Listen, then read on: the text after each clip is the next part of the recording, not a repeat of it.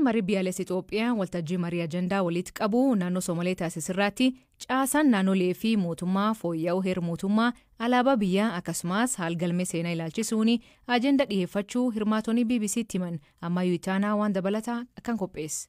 Waltajjii ajandaa walitti qabu Yuunivarsiitii Jigjigaa keessatti gaggeeffame kanarrattis bakka bu'oonni paartilee siyaasaa, bakka bu'oonni mootummaa, hawaasa garaagaraa akkasumas namoota dhiibbaa uumuu jedhaman irraa babba'an 1,200 ta'an akka hirmaatan Koomishiniin marii biyyaalessaa Itoophiyaa beekseera.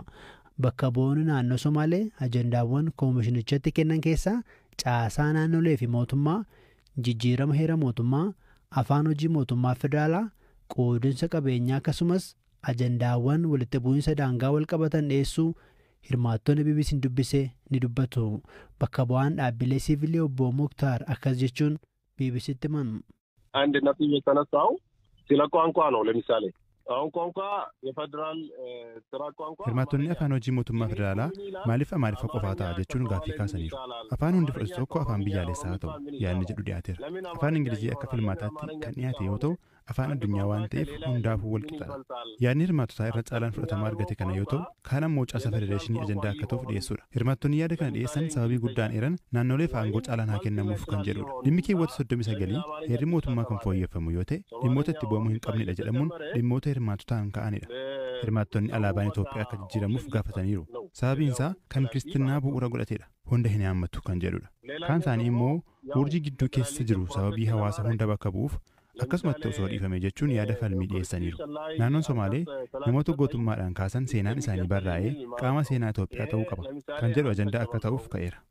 Sadarkaa federaalaatti raayyaa ittisaa imbaasiiwwan dhimma alaa baay'eetti hojjettoonni Somaalee baay'een hin jiran waan ta'eef kun akka sirratuuf ajandaa gaafatu dhiyeessine.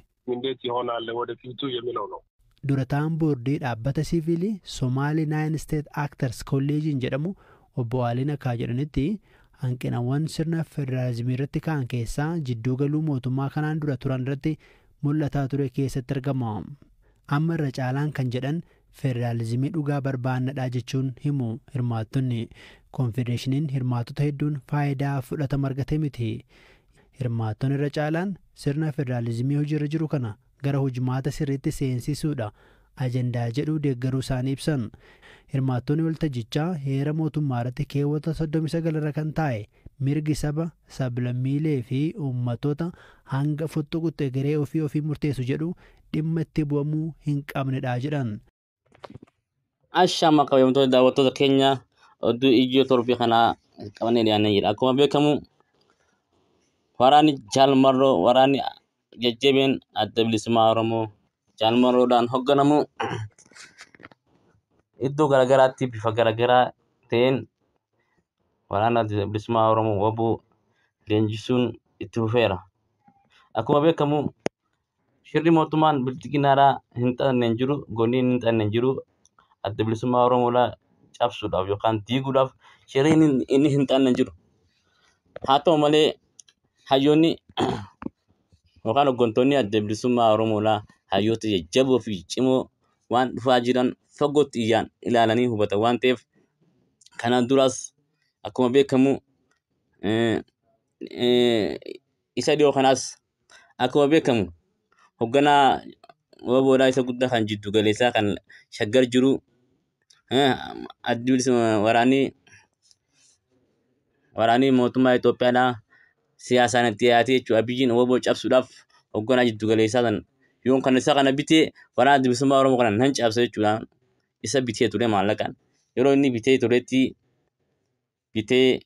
turetti ajaja gubbaadhaa kennamu fi wantoota tokko amala yeroo inni jijjiiruu agarreetti inni kan ajaja fudhatee maallaqa guddaa kennamee fi iddoon magaalaa Finfinnee keessa manni jireenyaa fi wanni hundi kennamaa fi inni immoo kan godhuu barbaada akka ergamni itti kenname adda bilisummaa Oromoo arrabsitee bilisummaa Oromoo dhaabaa addi bilisummaa Oromoodhaa dhaabaa hoogganaa hin qabne dhaaba seera hin qabne jettee arrabsitee yoggaa kana ammoo tarkaanfii Jaalmarroo irratti akka fudhatuudhaaf tarkaanfii guddaa Jaalmarroo irratti akka inni fudhatus ajaja guddaa fudhatee maallaqa guddaan kan kafalamee ture. Garuu kun hundi osoo hin godhamin qowwaasaa ajaja gubbaa kennameen hordofii gamaagammii dhaabni bilisummaa Oromoodhaa waliif godhaa jiruun gamaagammii saniin irra qabame. Yeroo irra qabamu addi bilisummaa Oromoo hordoffii irratti taasisuu ture. Hordoffii kanaan amala yeroo inni guyyaa isaa jijjiirate jijjiirachuu isaa yeroo beekametti hoogganaa biraa bakka buuse. Kanarraa kan hafe mootummaan Itoophiyaadhaa pirezidaantii naannoo Oromiyaa Shimallis Abdiisaa waliin ta'uudhaan akka inni gara miidiyaa BBC Afaan Oromootti gama VOA'tti achi wal qunnamee miidiyaan kun dhaqee isa dubbisee rakkina akkanaa jira addi bilisummaa Oromoodhaa dhaaba kanaati jee dhaaba bilisummaa arrabsuu ture. Namni kun nama waggaa 15 oliif addi bilisummaa Oromoo kanatti makamee qabsaa'ee nama jabaa nama dhaaba kana inni hoogganee fuuldura geggeesse jaamee abdatamee gama aangoo guddaatti ol dhufedha. Ajajaa guddaadha. Kanaaf jaarsanyiin wanni inni godhe dogoggora guddaa.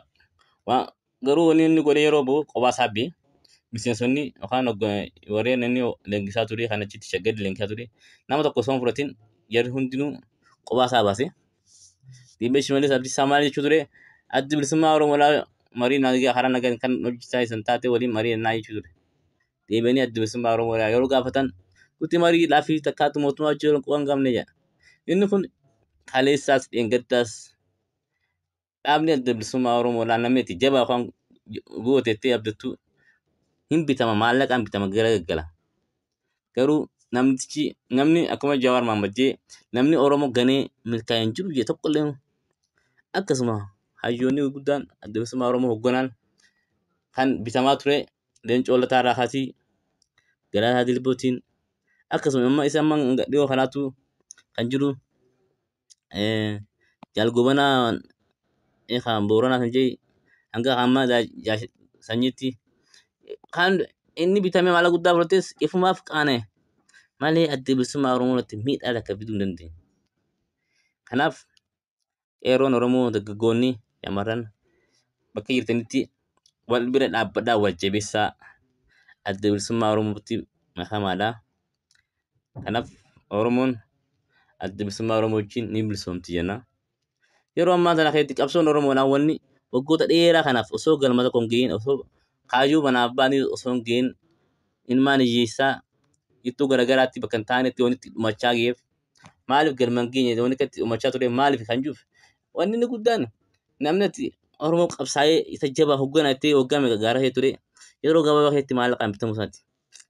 Tikiree ramaa fakkeenyaan fudhannee tikiree yeroo gabaabaa keessatti maaf akkana ta'uu hundeesse. Maallaqaan namni Geetaachoo Raddaa kan Gabra bakka inni jiru garsiise maallaqa Itoophiyaa maallaqa miliyoona 2-3 kan qaballaaf jechuudhaan gaafa bara dabre kan waraana turan miliyoona 2-3 qaballaaf jechuudhaan maatiin meeqa guutuu miidiyaan hawaayyaa turan nam tokko iddoo isaan jiran kan keessa jiru. Yeroo deebitee ammoo waltaa jiran as geenii jiran biyya jaaraa jiran deebi'amee ammallee shirra xaxamaa jiran shirra xaxamaa jiru kan waliin godhan waliin miidhamnu kan qabsaa'u namuutu saba isaatiif qabsaa'u wal beekamu waan ta'eef.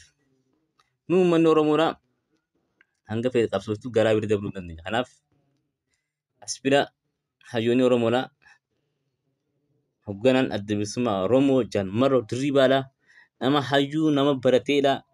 Yoo kan taate Jaalmarroon jechuun nama akka Itoophiyaatti 1997 keessaa yuunivarsiitii Finfinnee irraa yeroo magaalaan guddoon Oromiyaadhaa Finfinnee turte. Malas eegama cangeeffame booda magaalaan guddoon Oromiyaadhaa karaa Adaamaatti gad deebi'uu qabdi. Yeroo malas paarlaamaa irra wanta jiru barattoonni Oromoodhaa kan yuunivarsiitii Finfinnee jiran hiriira ba'u turan. Akkamitti magaalaan guddoon Oromiyaadhaa Finfinneen Oromiyaatti magaalaa guddoo Oromiyaadhaa akkamitti ta'uu qaba? Akkamitti wanni kun akkanaa kun ta'uu hin qabu jedhanii mormaa turan. Yeroo mormaa turan san keessatti namoota jajjaboo warreen nama kakaasuudhaan fincila gaggeessanii akka malee qabsaa turan nama 450 akkas. Saniifuu yeroo qabaatiif Oromoon kan yuunivarsiitii seentuu bara 1997 akkuma jirutti uummata barattoota Oromoo baratte guututti akka barumsa irraa ari'aman itti mallatteessee ari'e.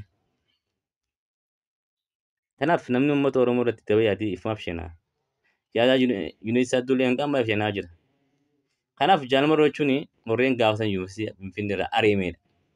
Nama baratee nama baratee barumsaan yuunivarsiitii dhaqee achirraa sababa qabsoo uummata Oromootiif qabsaa'etti jira ari'ame. Kanaaf nama asii maallaqaan bitamee gara galumti. Gara jaalmaroon gara hin galu. Kanaaf jaalmaroo my king my hero. Kanaaf manni Oromoodhaa wal ganuu wal basaasuu haa dhaabnu. Oromoon Oromoo hin miidhinaa. Oromoon saba biraa yoo hin diisan miidhaa isin jenna. Akkasii Oromoo ajjeeftu yookaan Oromoo dhohitu yeroo dhohitu waan addaatti dhagahama. Oromoon Oromoo miidhuu hin qabdu. Nuti obboleeyyanii maal akka obboleeyyan abbaa takkaati. Kanaaf rakkina siyaasaadhaa nuyitti jiruuf seenaan dabare kan hojjenne. Kana kan hin jiruuf rakkina siyaasaadhaa kan mootummaa biyya bulchaa biyya amma deeggaru paartiin PP'dhaatis warreen hojjetu mootummaa mindaa biddeena garaatiif deeggatus deeggari. Rakkina hin qabu. Kan karaan kaayyoon kuni paartiin PP kun uummata Oromoodhaa gaaffii uummata Oromoo deebisnee qabsoo uummata Oromoo bakka hin bu'u. Kanaaf kan kaayyoo hojii bakka na bu'u adda bilisummaa Oromoo isa galma dhugaasanii. Uummanni Oromoo biyya isaa keessatti qabeenya isaa irratti abbaan taanee falmachuu hin dandeenye. Kanaaf biyya isaa irratti abbaa ta'e falmachuu qaba.